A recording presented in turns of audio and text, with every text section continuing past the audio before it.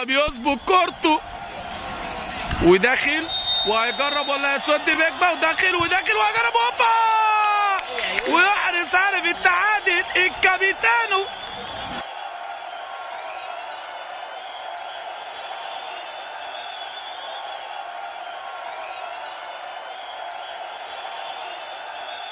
مباراة قوية جدا هنا في مرحلة الإقصاء في سهرة رمضانية وأجواء ممتعة من دوري أبطال مصر.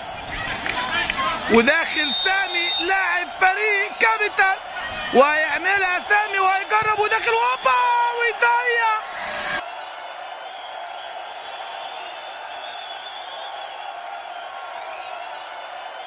فريق كابيتال النجم سامي.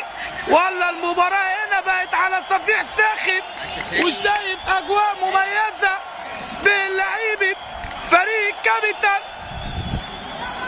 وبيظبط كورته انتو نجم فريق وداخل انتو هيجرب هوبا ويعملها انتو.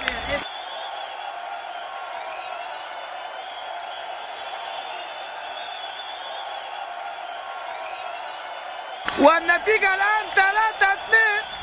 مباراة قوية جدا وأجواء ممتعة في دوري أبطال مصر. بيظبط كورته ولا مهند النجم لفريق كابيتال وداخل مهند وهيعملها مهند وهيجرب وهيشوط هوبا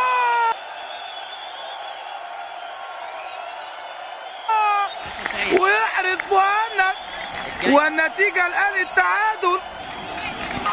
وداخل حجازي النجم المخضرم وداخل حجازي ويضيع حجازي.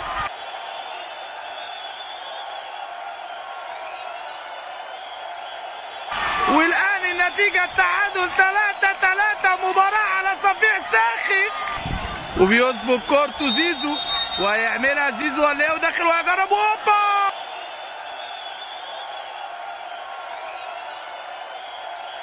وضعيفة ولا بس تدخل. بكورته ولا زيزو نجم الفريق وداخل زيزو هيعملها ولا يصد بقى وداخل هوبا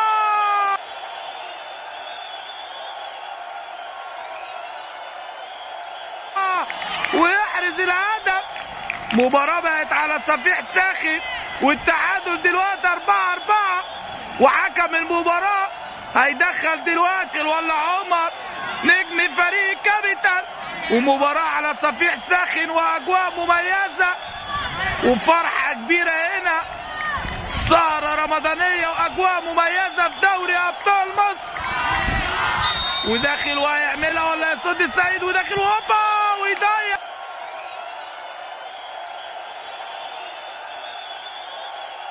والله والمباراة بقت على صفيح ساخن وبيظبط ولا كورته اللاعب طارق اللاعب المحترف في صفوف فريق فيليوتشن. مباراة ولا قوية ولو دخلها طارق هتنتهي المباراة. وداخل ويجرب هوبا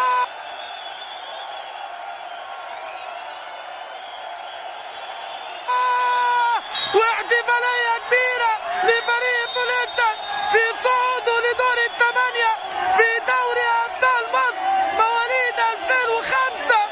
سهرة رمضانية وأجواء ممتعة تحت قيادة المدير الفني الكابتن أدوب. والله نهائي ممتع في دور ال 16.